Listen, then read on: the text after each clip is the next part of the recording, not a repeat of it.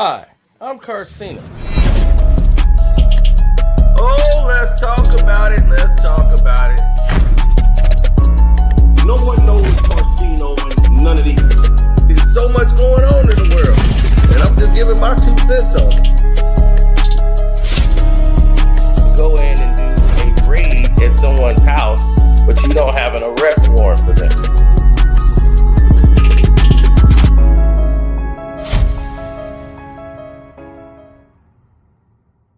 I support my brother, Solomon Hill, baby. He was just out there playing defense. It ain't his fault LeBron can't move his feet. Well, LeBron James got all liquored up and decided to go out and get into action, ladies and gentlemen. That's right. LBJ. He showed up and showed out. And I don't know why my PC keeps acting up. Like, it's really getting on my last nerves. This is crazy right here. This is absolutely insane. What's up, nephew Davis?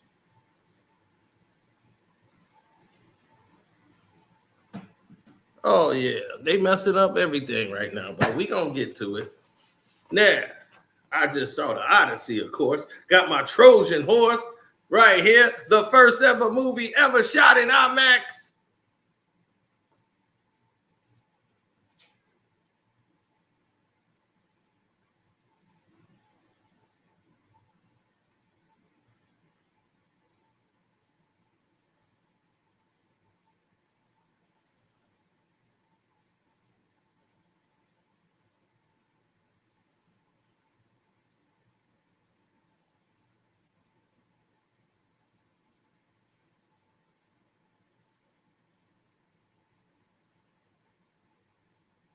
Hold on. So LeBron James, I got people texting me right now.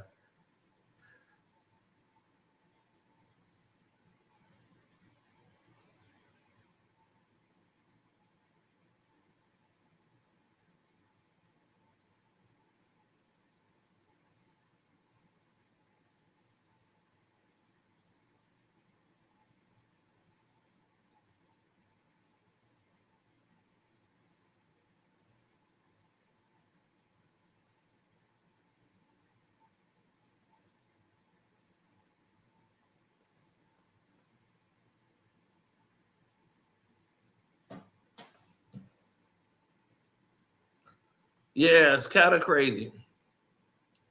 But anyway, let's listen to what LeBron had to say.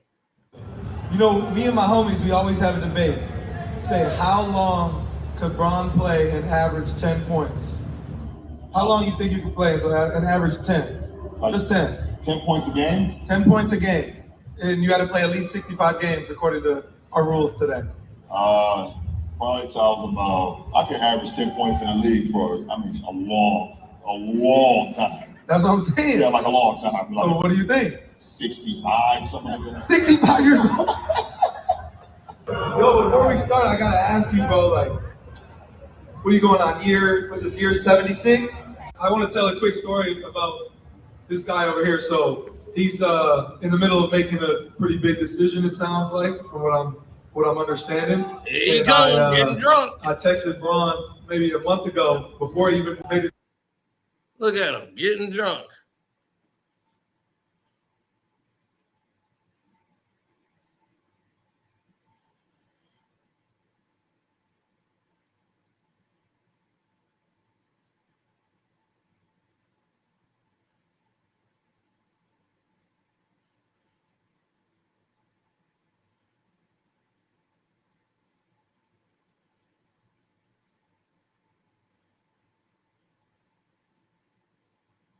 Mm-mm-mm.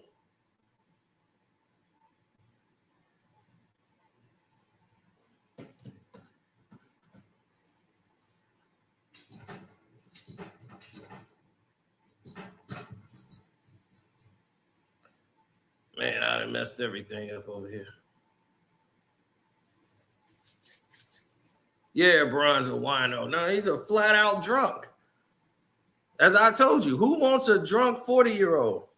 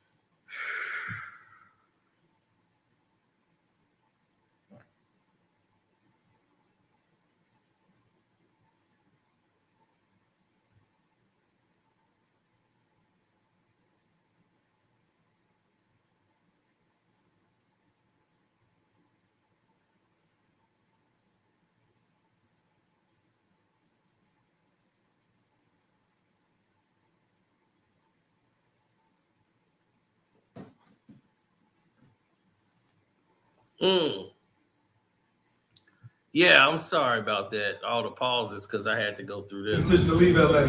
I said, hey, if you want to come to Indiana, we can make something crack. And he texted me back 2 laughing, crying faces, and that's all I got. So I decided from then on I would never. I'm done pursuing him. Yeah, but for sure. What I hear? I heard Warriors. I heard Philly, Miami. This guy just told me to come to the Yankees. I'm like, he said New York Yankees. We'll see what happens. Well, I wouldn't say the first time in my career because my career started in like the 70s. Yeah, I think the excitement that's coming to the Eastern Conference this offseason has definitely been talked about a lot more. And obviously, you have LaMelo go over to the Wolves. You have some things happening in the Western Conference, obviously, but yeah, JB going, to Philly and Giannis going down to Miami.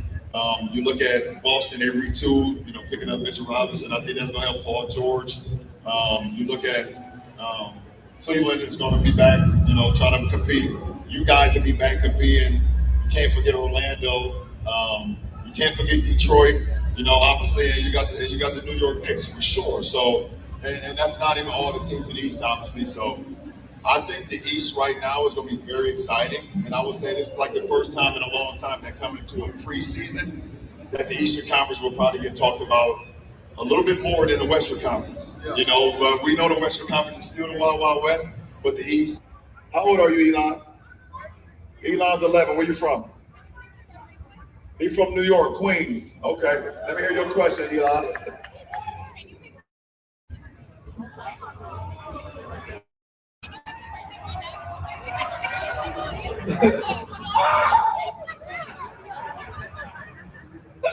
How do you feel about being in free agency, and what do you want to do in your next team, and how do you want to develop it as a better team?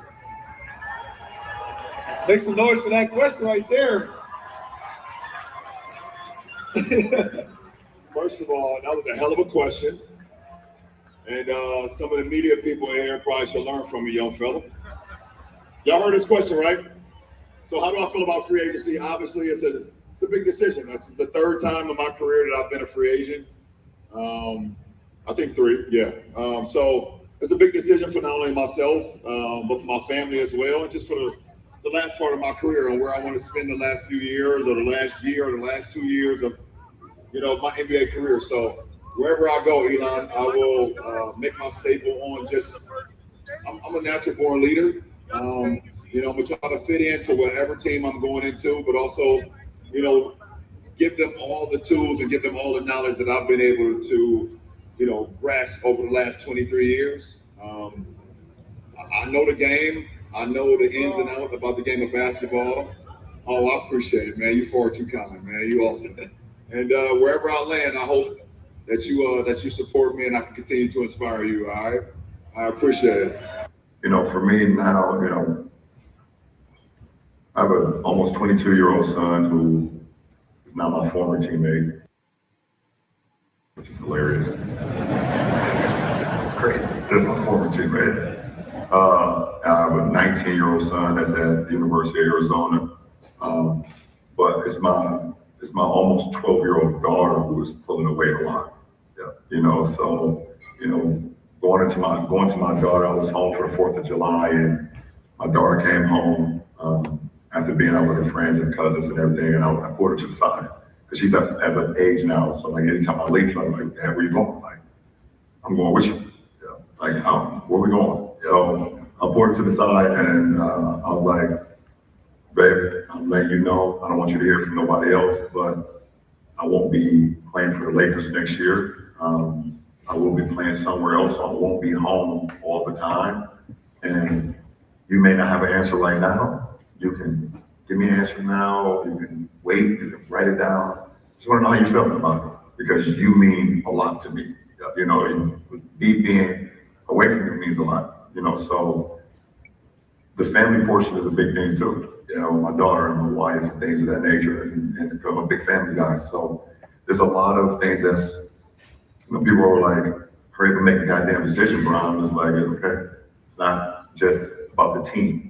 So many other factors that I'm, factoring in right now on what, not only best fit me as a player, what best fit me as a person, what best fit me as what my happiness, and also with my family as well.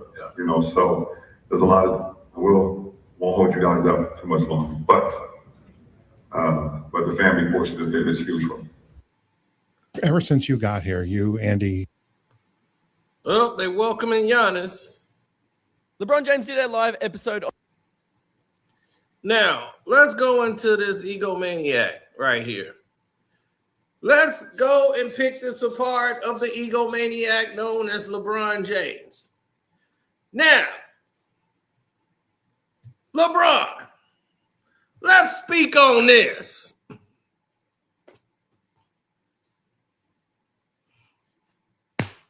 LeBron James, you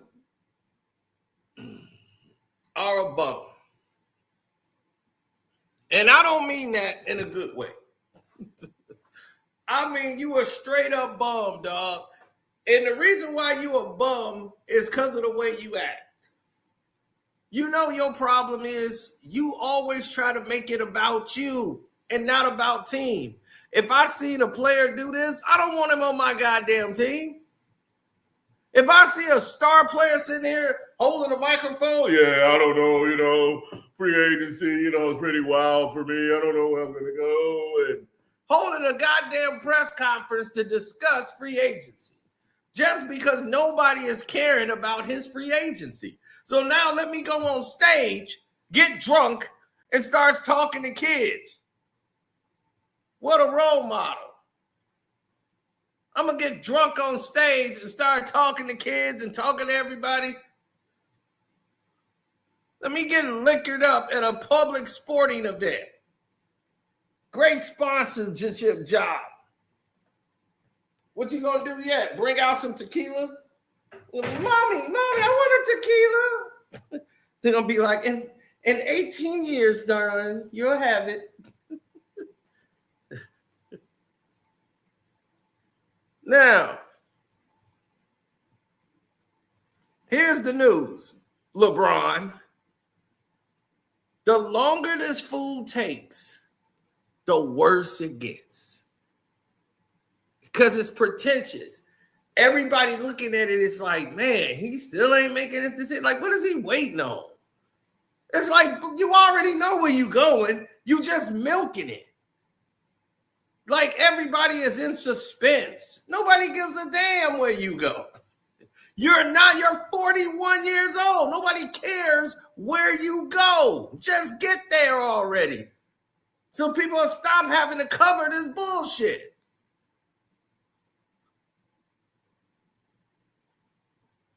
Here's the news. People just tired of you. Real basketball players that mean something are going somewhere. Giannis just went to Miami. They just hit a press conference with Giannis. Your ass wasn't nowhere to be found. So your ass ain't going to no damn Miami. Because you would have been right over there. So you want the spotlight to be about you. So you already saying, forget team, I got to spotlight and highlight myself. Fit in. How you going to fit in? Your ego can't fit on. There's no room for you. For you, your ego, your entourage, and the LeBron fans who destroy everything they touch. It be the fan base. They be the main one tearing everything down.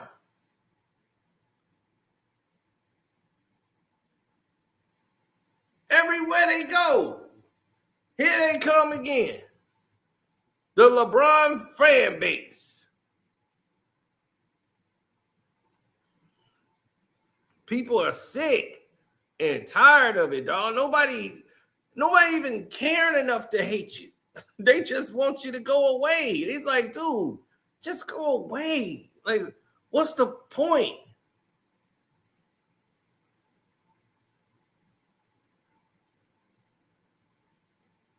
There is no point to this. Listen, when you got other people that step up and say, hey, I want to make sure I'm doing the right things here. I want to take the right steps to try to get to the right position, to do the right things. It becomes part of a sick cycle that keeps spinning around. And nobody addresses it and do the right things.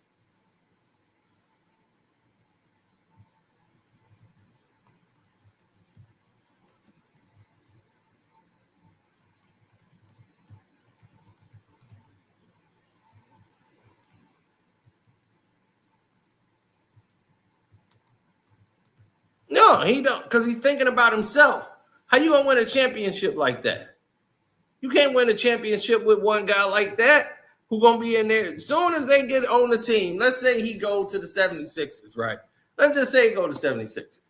How he gonna fit in over there? All right, come on, Jaylen Brown. Yep. It's all five of us, right? Yep, we good. I think I need the ball. You need the ball? Yeah. I think I need the ball on this one. Yeah. Yeah, Wade, you can come off the bench. So I'm like, Wade gonna come off the bench? You got Jaylen Brown. What the hell you need LeBron for? You got VJ Etchka. What the hell you need LeBron for? No, they're not going after no damn LeBron. What is he going to do but torpedo? You can go to Cleveland because don't nobody expect nothing from Cleveland. It's Cleveland. Everybody trying to get the hell out of there.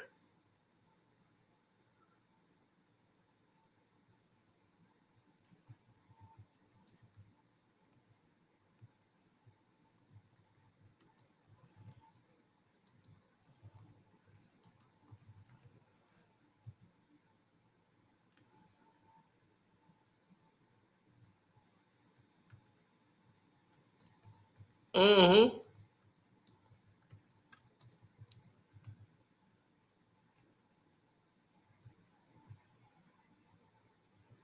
That's the way I look at it when I see him.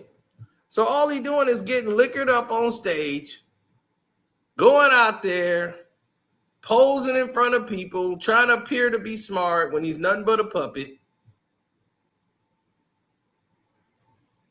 This is the narrative people are trying to escape. This the guy they don't want around. This the guy they like, why are we listening to him?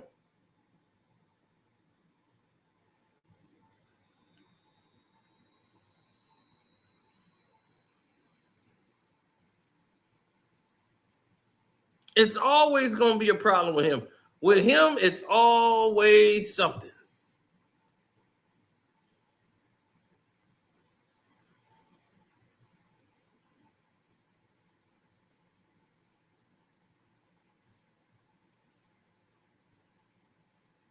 Halliburton, I tried to get him to join me, man, and he laughed.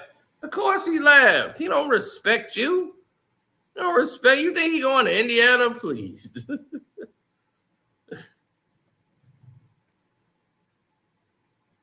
There you go. LeBron speaks.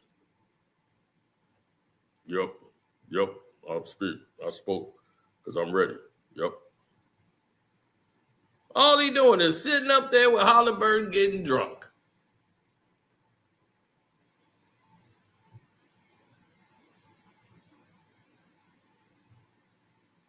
Yeah, he having a whole big ego trip, boy. Now, this is what you want, a lick-it-up player on your team, 41 years old. He out there running around like he run things. That what you want? That's your champion?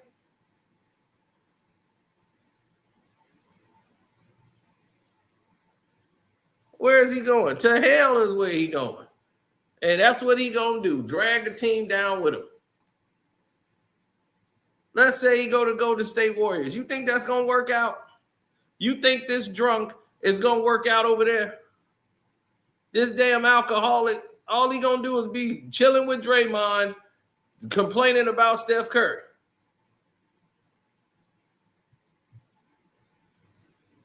That's all he going to be doing the whole time.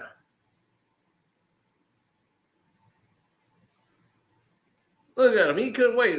He going to pull him that little bitty shot so he can pull himself a gangster glass.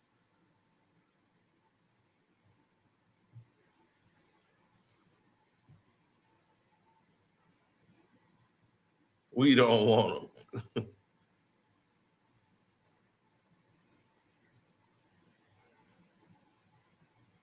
All this dude wants to do is think about himself. You're going to bring that massive ego over to the Warriors. The Warriors don't even play a style of basketball that fits him. They would have to alter what they do to make room for LeBron and his nonsense. And who they going to beat? He go to Cleveland, he going to have cachet. He could tell James Harden and Donovan Mitchell what to do. Hell, he'll be the star again over there. Yep. Yeah, y'all just give me the ball. Yep. I'm going to bring us home. Here we go. James Harden ain't going to be thinking about you.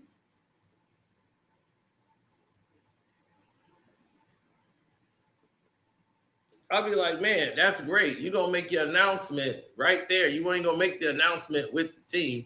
You want to go out on the podium and start talking about free agency and where you're going and who's this. Got your agent, Rich Paul, every day talking about where you're going. It's disrespectful to whatever team you're going to.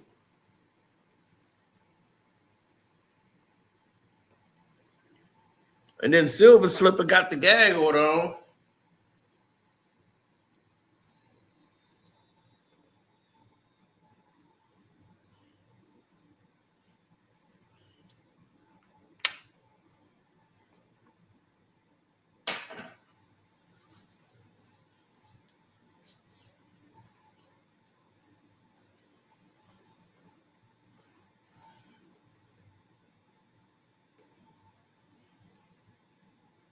He should just go ahead and just announce he's joining the Knicks.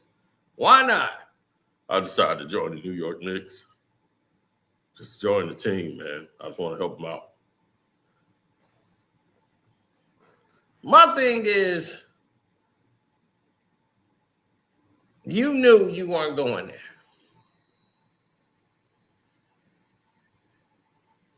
I mean, really. He knew what he was doing. He knew he wasn't going there. This dude is just an egomaniac. It just don't make sense for somebody to be this ego-driven.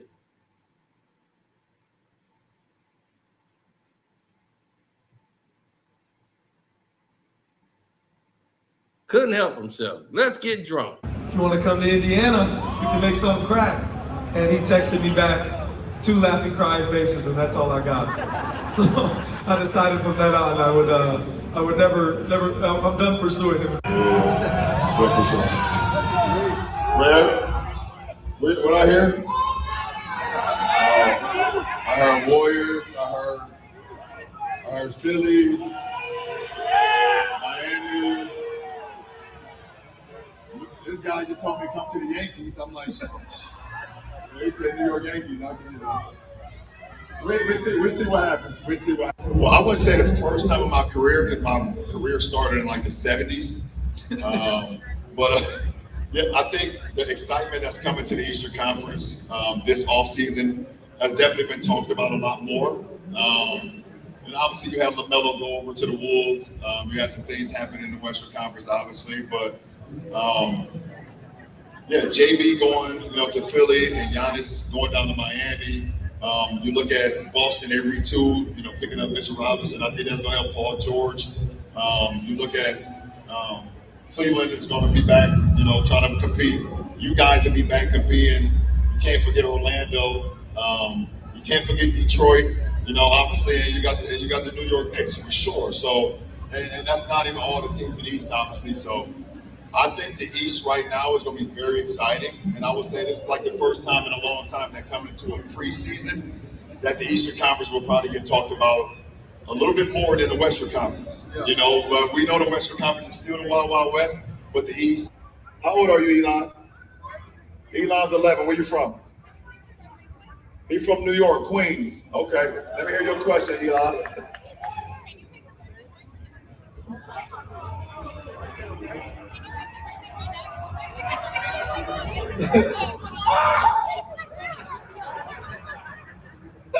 How do you feel about being in free agency, and what do you want to do in your next team, and how do you want to develop it as a better team? Make some noise for that question right there. First of all, that was a hell of a question. And some of the media people in here probably should learn from me, young fella. Y'all heard this question, right? So how do I feel about free agency? Obviously, it's a big decision. This is the 3rd time in my career that I've been a free agent. I think 3, yeah. So it's a big decision for not only myself, but for my family as well, and just for the last part of my career and where I want to spend the last few years or the last year or the last 2 years of, my NBA career. So wherever I go, Elon, I will make my staple on I'm a natural born leader. I'm gonna try to fit into whatever team I'm going into, but also, give them all the tools and give them all the knowledge that I've been able to, grasp over the last 23 years. I know the game. I know the ins and outs about the game of basketball. Oh, I appreciate it, man. You far too kind, man. You awesome.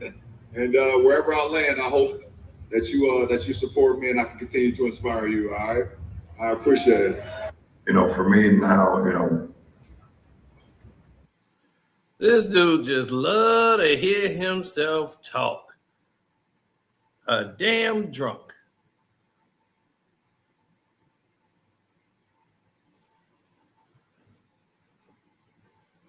Yeah, I'm just tired of hearing his voice. I really am. I'm just sick of him. Now,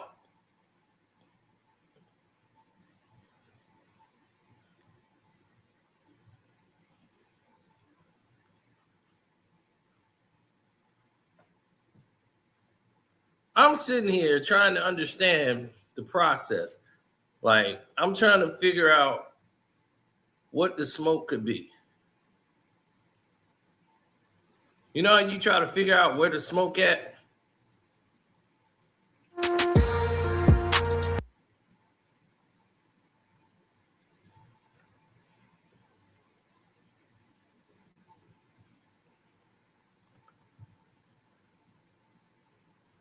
Right.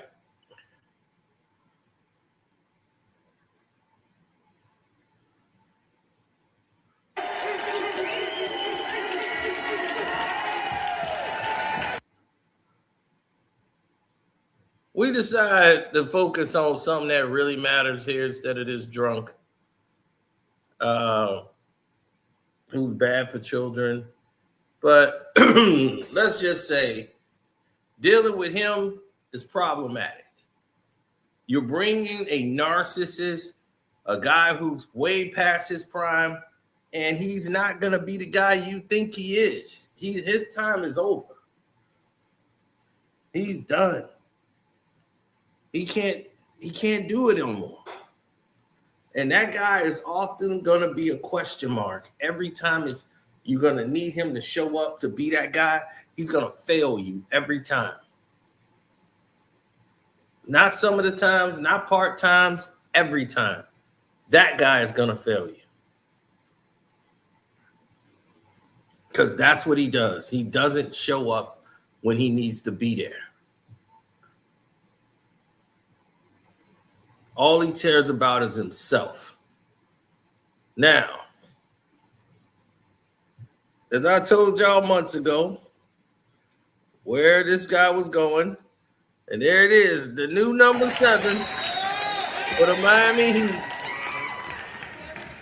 Look at old Pat Riley. Spo. Yeah, look at this. I'm happy. I got Giannis.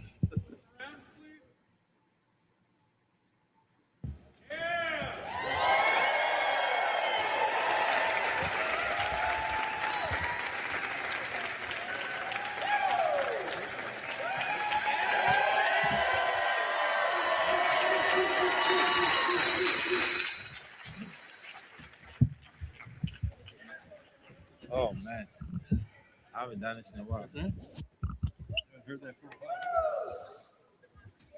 a while. Welcome again, everybody. I just want to recognize a few people first.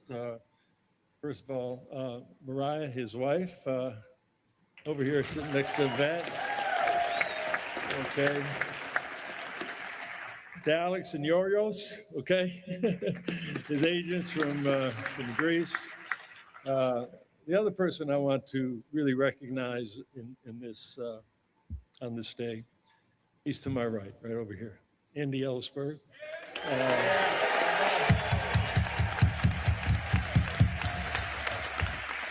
I got a call after about a month of discussion, and the call came late. And he said to me, "We have a deal." And he closed the deal. And we both sort of screamed out loud, "Yeah, we landed the plane." Now there's another one we have to land. But I just want to welcome Giannis here. And this is, in my mind, a long time coming. I think the city of Miami deserves it. I think they want it. Right? That they want it up there. And I remember, and also the first call that I had with Giannis when we could speak. It wasn't long, but I felt and heard the conviction in his voice about the same things that I wanted, that Spo wants, that the Harrison family wants. He just talked about winning. They didn't have to throw a bunch of bouquets at one another. Right. Winning. Business. Winning. A phone call. You ain't going to get that out of LeBron. And he wants to win big. We're not here guaranteeing anything, but we want to win. As Bobby said this morning, the chip. And we're not waiting. We're not going to wait. And so, that's not a challenge to anybody out there that we're here to win. Giannis wants to win. Coach wants to win. I think our fan base wants to win, and that's our plan. Our plan is to go for it right from the beginning, and it's going to take time. We have one of the best coaches, if not the best coach in the league, a great staff over here. We got another icon in Alonzo. He was the first. He was the first back in 1995 that came here and bookended it. And we hope that Giannis can be here to the end of his career with a lot more of the brass that we want. So just welcome, sir, and thank you. Spo? Not a whole lot to add. A little while ago, Pat called me into his office and he looked at me and said, "Do you want to coach Giannis?" Yes. I didn't ask why he asked the question. I didn't ask how it could work. I just walked out of the office and let him and Andy get to work. But obviously, this is a great day for the city of Miami, the organization, and we're hopeful that this is an amazing day and run for Giannis and his family. We're excited about it, obviously, and that's a big time understatement. We just think he shares so many of the perspectives on how we want to compete, how we approach competition. He is fierce. We've had a lot of battles with him, and out of that has been a lot of respect. Always respected how he competes. He is a force of will, a force of nature, has an absolute will to win. And on any given day, he's already done it twice in his career where he's been the best on the planet. But on any given day or year, he can be best in the planet. And that's what we're looking forward to, moving forward. No pressure on that, but we have big expectations, big dreams, and you need somebody like this man right here to be able to accomplish what you want to accomplish. And we're looking forward to this collaboration, working together, hopefully to produce great, great things ahead for this organization. All right. What are you looking forward to about Miami? I'm telling you, I got him over the Knicks already. Giannis, first of all, welcome to Miami. Will Manso, WPLG TV. What you heard Pat and Spo talk about the respect they had for you. In turn, though, in those battles through the years, what was the respect like level for you in the Heat organization, and why you thought eventually this could possibly be a great fit for you as a player? I think from the first battle we had, and from the first years I played in the NBA, I always had huge respect for the Miami Heat organization. And around the league, we, as players, we speak, we talk, and you always share about the Miami Heat culture and that guys work hard, guys are very disciplined, guys are very driven, and guys are very selfless and give everything that they can to win games. And I always was curious, what makes them so unique. In my career with the Bucks, we try to kind of recreate that. We try to create a culture that we come in here, we do our job. It doesn't matter who shines. All that matters is winning.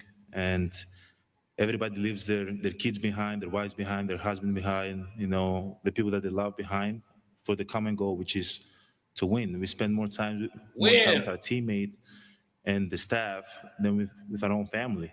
Right, so if we are going to do that, we gotta have the same mindset that at the end of this road, we might have a chance to win the championship. And I saw that in Miami when I started playing basketball. I think the big three was around 2010, 11, 12, 13. I think those are the years. Prior to that, I'm not gonna lie, I never watched the NBA basketball, so I didn't know much. But I kind of grew up under that era.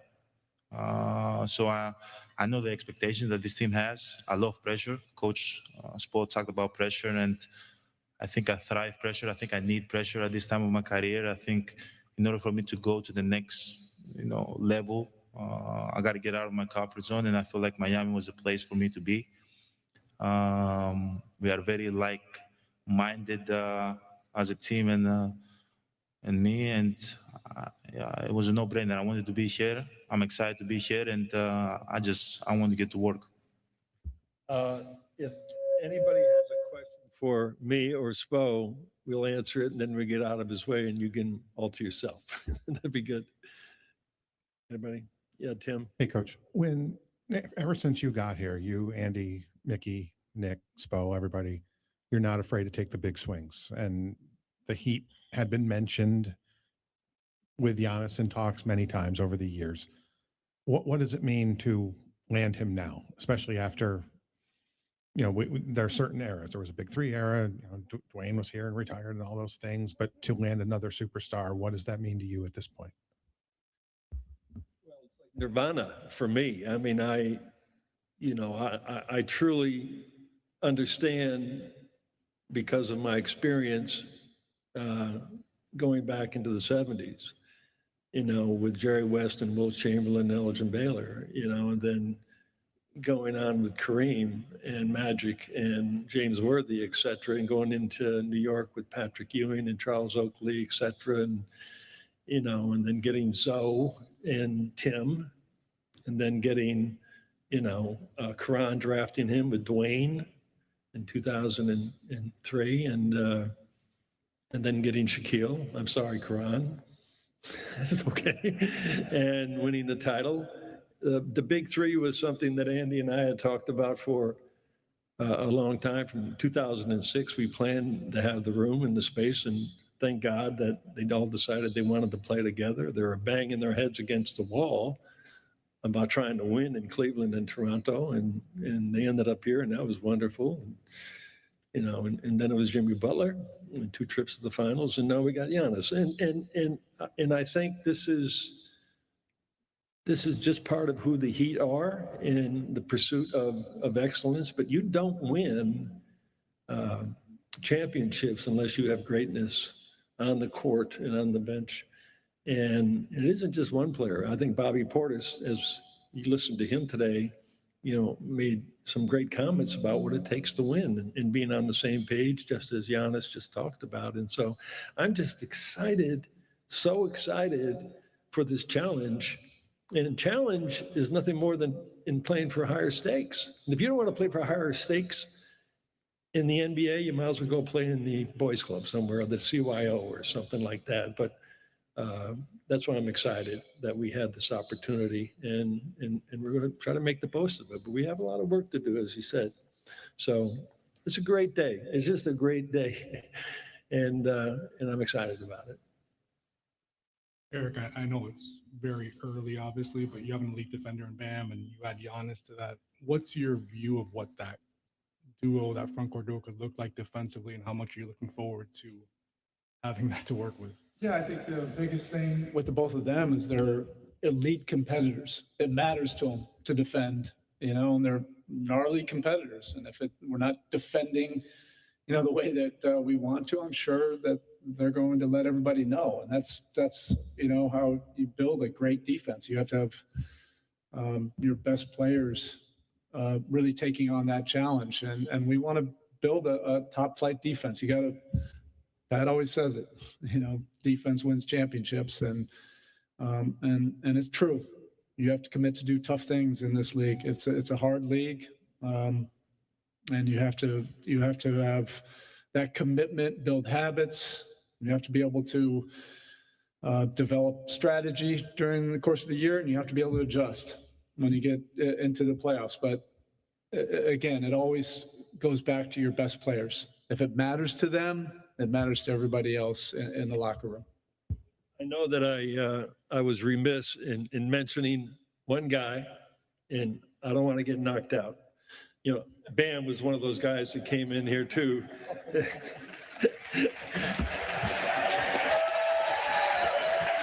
Bam was in 2019, came in here, and he's been basically the foundation of this organization since then. So you got me? I'm good, right? Okay.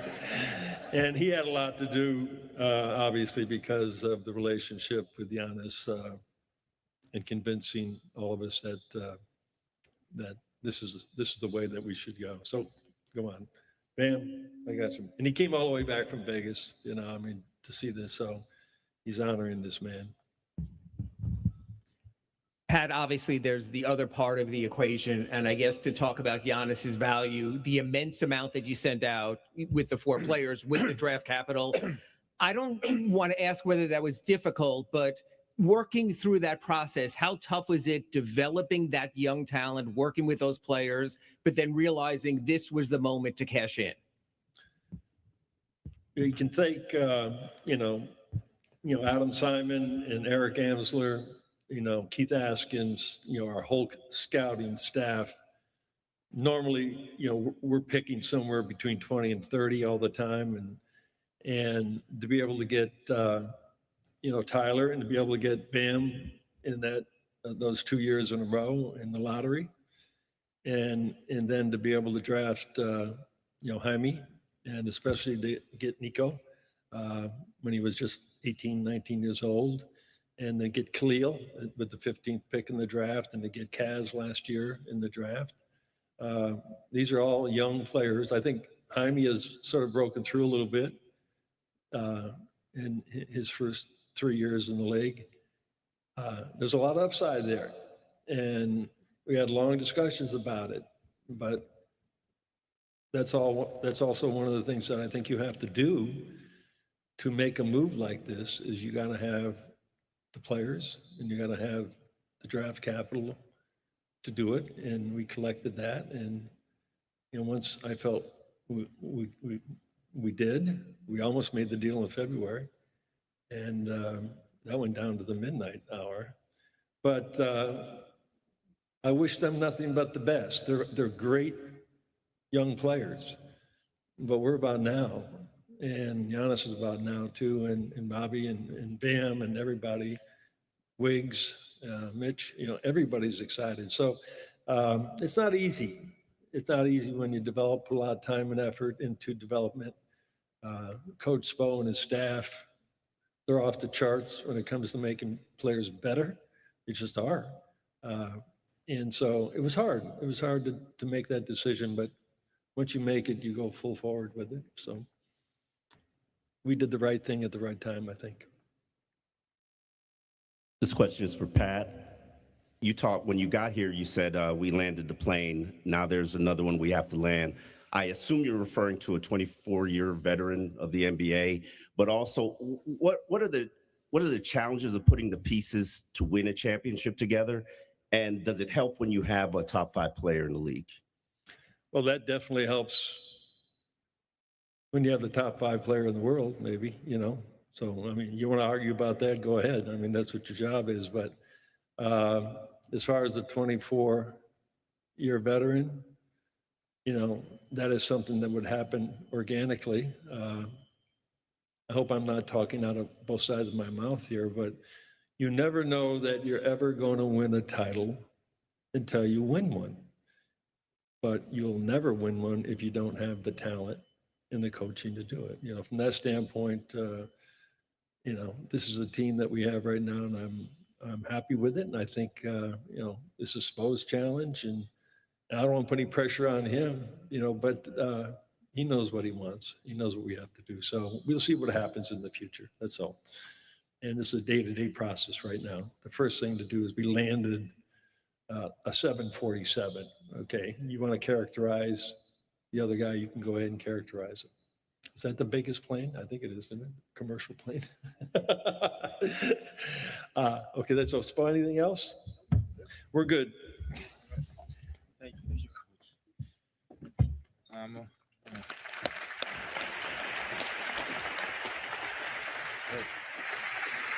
Now, all by myself. Let's do it.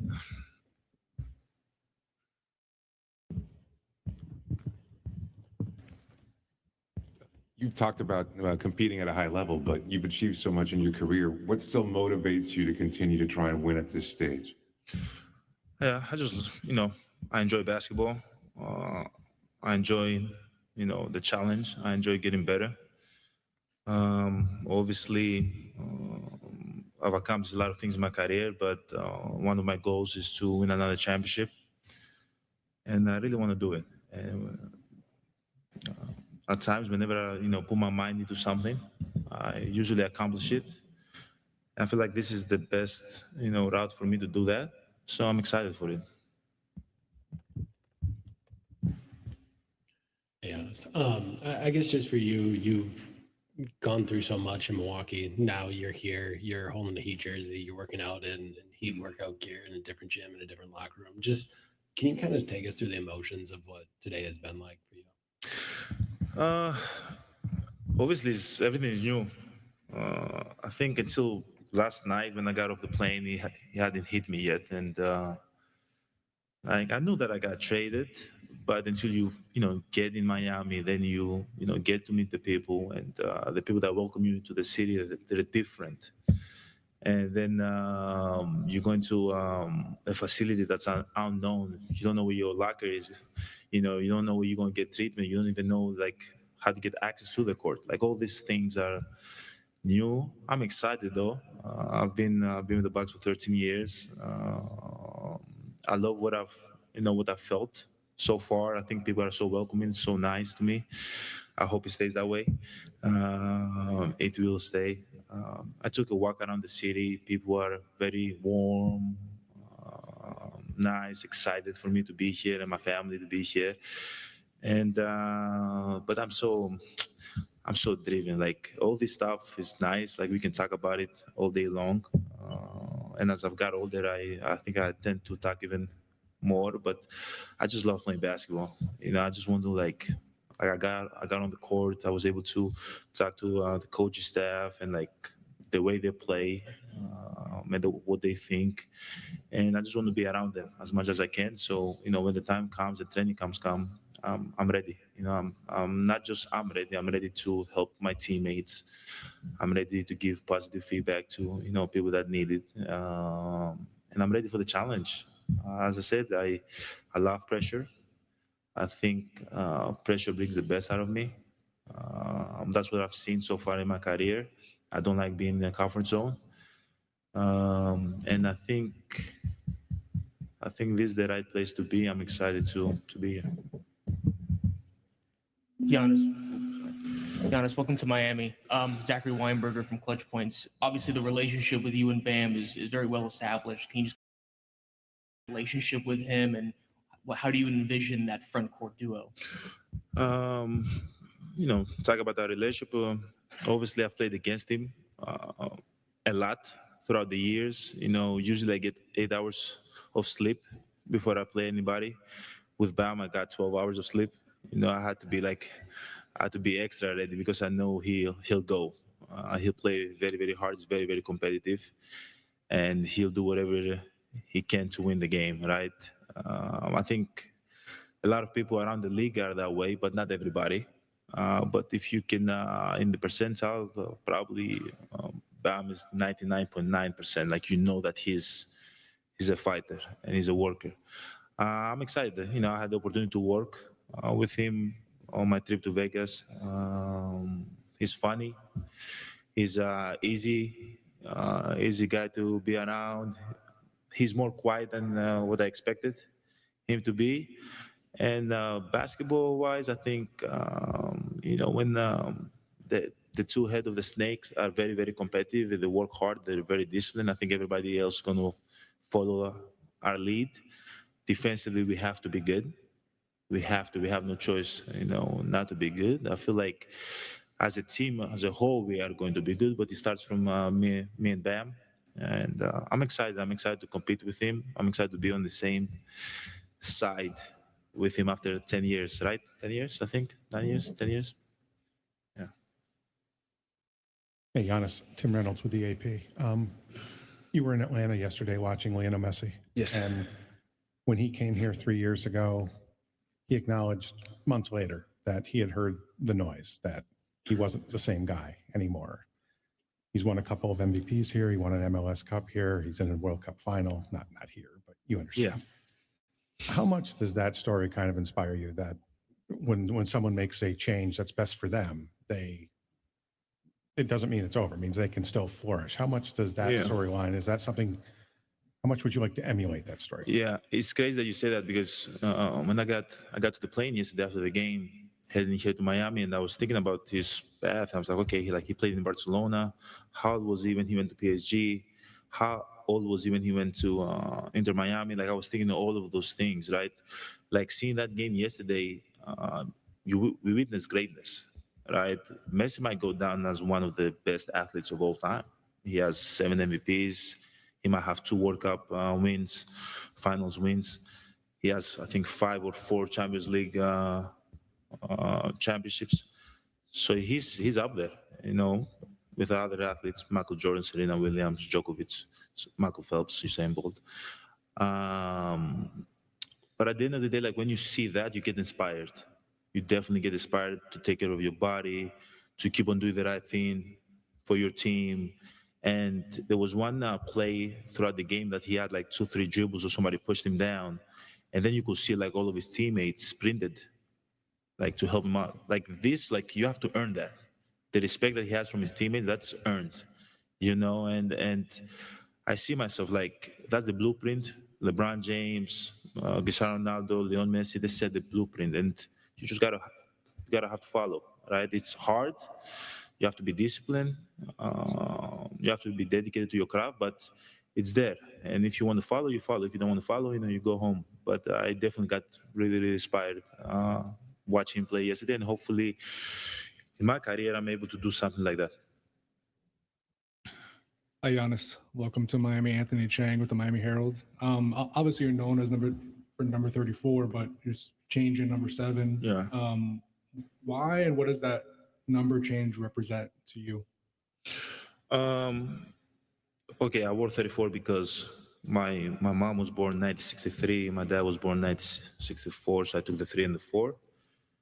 And if you add 3 and 4 equals 7, and my mom was born April 7th. That's why the reason I changed my number. But I think the reason that I really changed my number is because I feel like, 34 holds so much weight and has so much history. And out of the, respect to, the organization that drafted me and I played for 13 years, I decided to leave that number there and try to start a new chapter. Hopefully I can leave my mark here in Miami and make number 7 as legendary as number 34.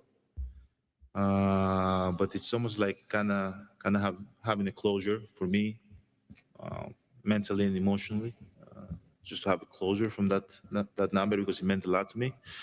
And number 7 looks good. It's fresh. It's clean.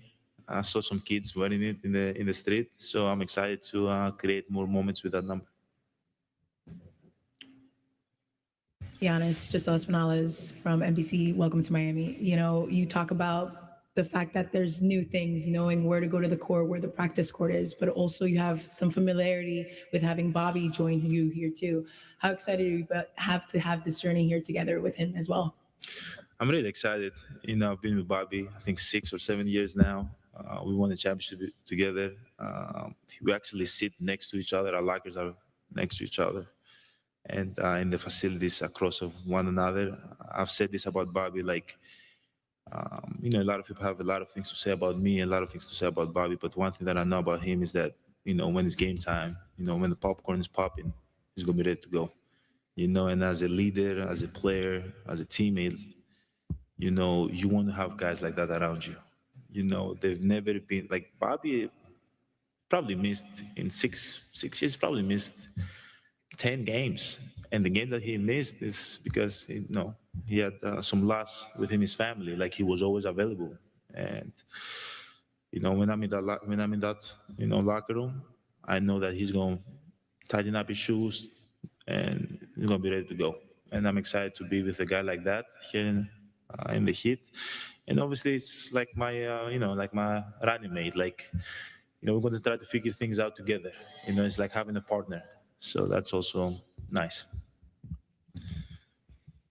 Yeah, so Yanni Tikanis. Yes. Yanni Caracas, WPBF 25. I want to ask you about Eric Spoelstra, longest tenured NBA coach.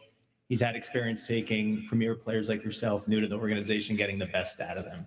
What do you expect being coached from Coach Spo? I just want to be coached hard. I'd rather you tell me an ugly truth than a beautiful lie. I feel like the moment I'm coached hard, everybody else gonna follow. Like I don't want to be a sugarcoat. I have a lot of people like that in my life, that try to approach me and try to make me feel good. I don't need that. I need the truth. I need the right feedback. I need, so I can be able to apply that to the game in life and to the game of basketball. I'm excited. I'm excited to be coached by him. I've had conversations. Right. Don't pamper me. Tell me what I need to do. Unlike LeBron. See, this is what a real leader look like. Leave the gym. He really loves this. And he's really dedicated to his craft. He's really good. Already better than LeBron. And I'm excited. I'm excited to be coached by him. I'm excited to be here. And I know he's going to get the best out of me. but I need him to, push me and tell me the truth. Γεια σου Γιάννη, καλησπέρα, καλώς όρισες στο Μαϊάμι. Με λένε Παναγιώτα Χριστάκη, χάρηκα πολύ. Χάρηκα. Πες μου στα ελληνικά ή στα αγγλικά ό,τι θέλεις.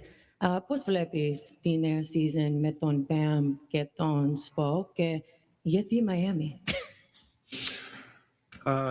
Πιστεύω ότι η καινούργια σεζόν θα είναι πάρα πολύ... σίγουρα θα είναι δύσκολη. Εντάξει, οποιαδήποτε σεζόν, NBA σεζόν παίζεις με 82 παιχνίδια δεν είναι εύκολο. Είναι μακρύ το ταξίδι. Είμαι ενθουσιασμένος που έχω έναν παίκτη σαν τον Bam δίπλα μου που θα με στηρίζει. Και ξέρω ότι θα βγάζει πάρα πολύ βάρος από πάνω μου. Σίγουρα όταν κοιτάς τον πάγκο και βλέπεις έναν έμπειρο προπονητή σαν τον Eric Spoelstra, κάνει τη δουλειά σου πάρα πολύ πιο εύκολη επειδή ξέρεις ότι θα σε βάζει στις σωστές καταστάσεις για να είσαι επιτυχημένος όταν παίζεις. Το Miami μου αρέσει επειδή είναι πολύ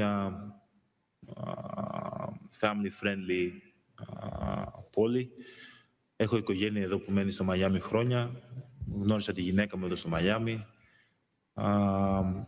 Είναι μια ζεστή πόλη και είναι καλό για μένα όσο μεγαλώνει σε ηλικία. Αυτά, γι' αυτό διάλεξα το Miami. All he said was, I don't give a damn about the way LeBron go. He ain't coming here with me. I didn't like it. And now here in Miami. Hi, Giannis over here. Nikias Duncan, Yahoo Sports. Miami shifted their offense quite a bit last year, different spacing principles, and the cutting tied to that. As one of the best rim attackers in NBA history, how do you kind of see yourself sliding into Miami's offense, and what were your general impressions of how they kind of spaced the floor last year? I've been playing against Miami for a lot of years, and I feel like they try to create space for people to operate, to get to the paint and make a play for themselves. I don't think I'm going to break down exactly what they do. Anybody that watch basketball can understand or try to understand, but I'm excited because it gives me a lot of space to operate, to make plays for myself, to make plays for my teammates. I think I can get shooters open. A lot if they're ready to shoot. I think I have so much gravity as a player that kind of makes their job easier. Not easier to be, easier to execute, So I'm excited. I think Coach Spo and the coach staff have a great strategy, a great offensive principle. I'm excited to learn it, to understand it, and then to try to apply it in the best of my ability. And hopefully, the player that I am, I can fit right in and I can create some problems. Giannis, Sheldon Fox with 7 News was wondering what you know about the city of Miami and what you're hoping to experience while here, maybe beyond basketball. I don't know a lot about the city. I don't know a lot about the city because usually when I come and play, I try to stay in my hotel room and try to get ready. I told you I get 12 hours of sleep before I play on the Miami Heat and Bam. But I'm here to listen. I'm here to learn. I think in the city of Milwaukee, I was able to, leave my impact in the community, and that's going to continue to keep on happening, no matter if I'm there or I'm not. My dad and my mom told me always, like, wherever you go in life, always try to leave a mark. And I'm trying, as I said, try to go out there in the community and see what they need from me, what they need from my family, what they need from my foundation. Try to impact, help as much as I can, but not trying to force myself into the community. You gotta first give it time for people to come to you, to kind of understand like where you can like fit in. And I haven't done a lot. I went walked around. I did some tours today. I love it. It's warm. It's warmer than Milwaukee. I don't like they told me that's what you guys call them, geckos, Lisa. I don't like those. Iguanas. I don't like those. Those gotta stay away from me. But man, I'm no matter if we are going to be good. We are going to be good. I always speak things into existence. It's going to happen. But simultaneously, I have to be able to leave my mark within this community. And I think great players in the past did the same.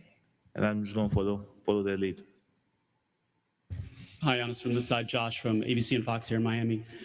When Pat introduced you, he said that he would like you to end your career here. How important is it to you that this be your last stop and make this truly a second home? Yeah, it will be important. Obviously, it gives a little bit of stability to my family and my kids. But at the end of the day, I think you know the business of the NBA. Nothing is guaranteed in life. You have to earn it. I've heard so many things, but if you don't put the work in and you don't, bring good results, it won't happen. If I'm out here just not playing well and not having my team be great, no matter what anybody say, like I probably won't be here much longer. The main goal is to work hard. That's what you can control, right? And after that, when all those things, all those things happen, then you get the how you say you get the credit. You get the credit from being here, getting the contract, and a lot of other more perks. But I gotta work hard. I never take nothing for granted. My whole career now, I won't start now. But it's a great You compliment. ain't got from, nothing to worry about in New York. Mr. Pat. But I got to do my part. Giannis, there's this infamous photo of you that was taken in this building. On the sideline, your mom posted it on Facebook, we think in January. Yeah. And rumors went a little crazy then. Can you give us the backstory of that photo? That's my mom's sister. She lives in Miami. She's been living in Miami for years, probably 20, 25 years, maybe more. So yeah, when I came, I think my rookie year when I came and played the first game here, 2013, she came and watched me play, and I just took a picture, and I think maybe it was her birthday, because I checked with my mom, like, Mom, why would you? My mom has no idea what's going on, my mom has zero, so I checked with my mom, and like, why did you post that picture? And I think it was like you can share like a memory. And I think it was her birthday or something. So she shared that memory because that's the only picture we have together. And, and then all the rumors started.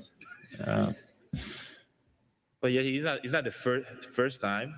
And it won't be the last time that my mom starts something like that. So if you guys want, go follow her on Facebook. I don't know how that works. She'll be happy. Giannis, Mike Cunio, CBS Miami. Welcome to South Florida. You kind of mentioned the rumors, and Pat Riley mentioned how this came down to the wire back in February. It almost got done this year with the Heat for a little while. What was the sense of relief when the deal was finally done? You finally had some closure to the whole situation and just all the rumors and reports. Yeah, I think it was tiring for me because I'm like, and I am so committed to the, my people, and I show so much respect to the people that I work with. And I felt like there was so much back and forth throughout the season. And maybe I think I said this in the past, maybe a few months ago, that all these rumors and reports and that, and maybe I should have, came out and like shut it down immediately, which I tried many times, but a lot of people didn't listen. But within the people that I worked with, which are all to have a conversation, I think the conversation was always clear and we were always on the same page. I think after all this took place, I feel like they're in a good place. Talking about the Bucks, I'm in a good place. I have so much respect for them. I hope they have respect for me and for things that I've done within that city. But, getting the phone call from Mr. Pat, it gave me a lot of closure of like, okay, now it's a new beginning. And I was, be a little bit vulnerable with him. I was like, I know you guys think I'm this like big, tough beast, big plane, and all this stuff. But at the end of the day, I'm human, I have my emotions. And I was like, I'm scared, I'm kind of scared. This is different. I never expected. Obviously, I have, so much respect for you. And when I was younger, I told him, I said, when I was younger, we had the practice here, and I went to your office and I was like stooping around, to kind of see what the great Pat Riley was about, because his office is right there next to the court. But we had the conversation. I told him I'm excited. I'm going to work hard. and I'm going to do whatever I can for the team to respect and you guys' culture and history, and hopefully I can leave a mark here, and hopefully turn out for the best. And not hopefully, it will turn out for the best. So I think that's when I kind of got closure, from the Bucks. Last question. Yeah, you said I looked it up. You were 18 when the Heatles were playing, so you weren't watching NBA basketball at 18. Yeah, I was 18 when the Heat was playing. I was 18 when the Heat was playing, or I was 18 when I came here. I don't. No, what was your question? I don't know your question. What you said you were watching the Big Three. The Big Three, yeah. Yes. What was that in Europe? Yeah. Okay, and so that was the first time you were watching NBA basketball? No. I started playing basketball when I was 13. Started playing basketball when I was 13. So 13, I was 2007 because I was born December. So the Heat was 3 years after that, right? So the first memory I had was Kobe Bryant playing against the Boston Celtics in the finals. But growing up, when I was good at basketball, when I was ready to get drafted, was 2012 to 13. I got drafted 2013, 4 years after, 5 years after. But those years that I was playing basketball, the Miami Heat was the best team in the world. They went to the finals against the Dallas Mavericks, and they won back-to-back, and then they lost against San Antonio. So, my early memories of playoffs and basketball and big threes and was those. And then I got drafted at 18. I came here, and I saw LeBron up close and Wade and all these guys, and I was like, holy shit, I gotta get better. I gotta get better. There is this picture. You probably guys gonna find it, that I'm driving the ball going left, and I have the ball right here in my hand, and LeBron kind of swiped it, and he took the ball and me at the same time, and I'm kind of like this on the picture. But hey, I had 11 points. I was good. You remember that? I was solid. We lost by 30, but I was good. But yeah, when you see stuff like that, then you gotta work. They show you the way. It's not hard. Just listen, open your eyes, and it's something that I wanted. I was able to accomplish it once in my career.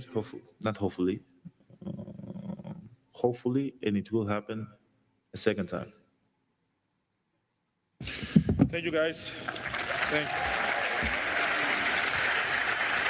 Now that was absolutely outstanding. Those of you who are designated for one-on-one, you start setting up in the back baseline. Anyone else? Absolutely outstanding.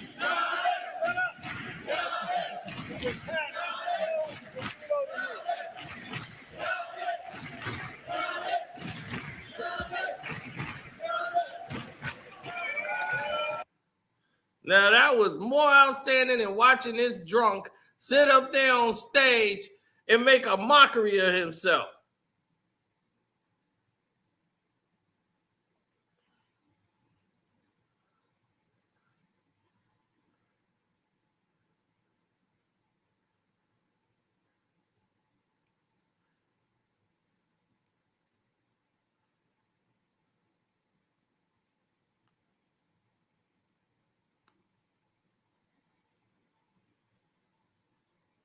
Oh, I love it. I loved it.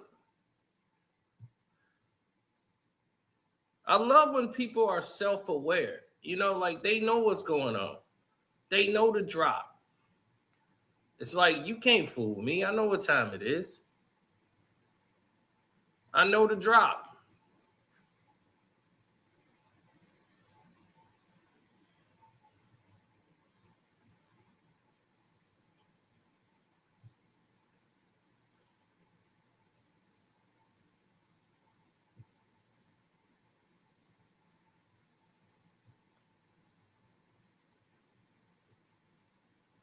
Hey, he was young, man. He was a rookie.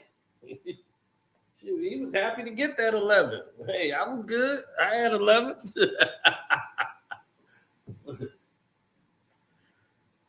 Oh, I love it. The Spurs, man. The Spurs, and I love Wemby, man. Wemby is, man, I'm about to change it up on Wemby.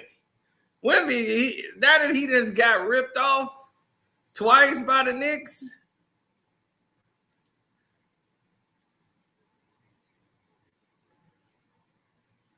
man, you tried to tell who? You know I told you he was the best.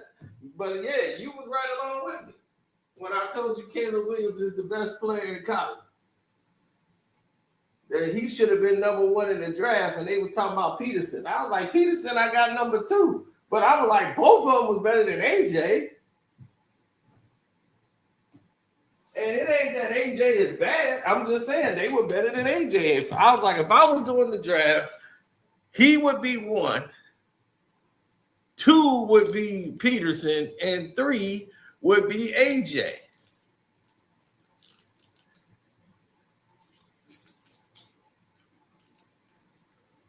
But it is summer league.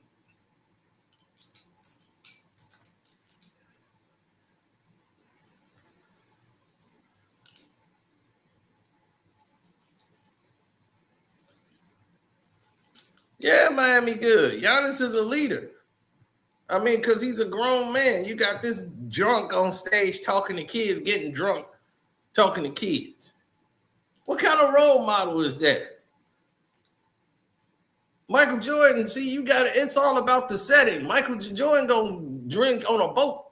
He ain't drinking in front of the kids. Out there getting sloppy drunk. Mike gonna have some yak, doggone stogie. He's sitting on the yacht. He's sitting on the golf course. Ain't no kids running up. He chilling.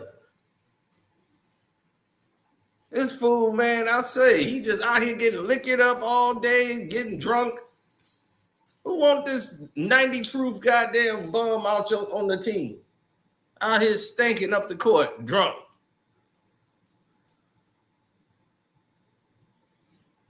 What he was doing? Getting blazed.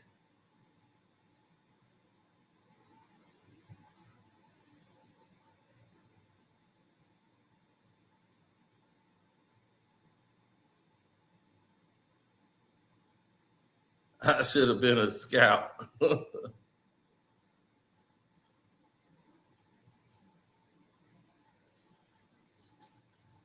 Yeah, but all right, man. Let me get up out of here. I got to make some moves. I'm going to holler at you. Peace.